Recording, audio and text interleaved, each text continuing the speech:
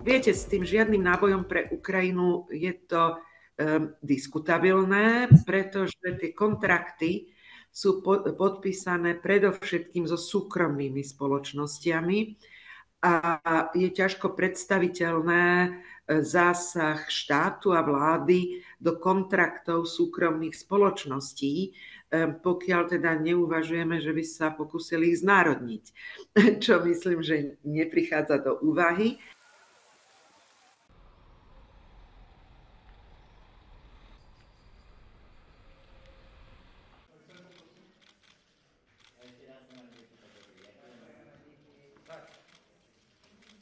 Jeho zásadná podmienka je, že sa nesmie nijako zmeniť zahranično-politická orientácia Slovenskej republiky.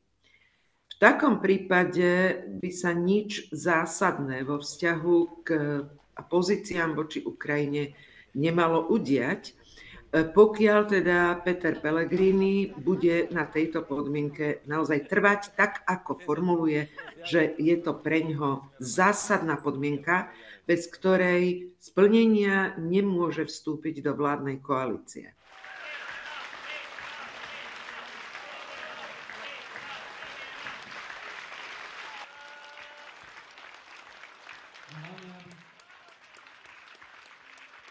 Unavení sú veľmi výrazne. Napokon, viete, keď sa pozriete na členské štáty Európskej únie, tak nijak výnimočne nie sú unavenejší, ak to tak nazveme.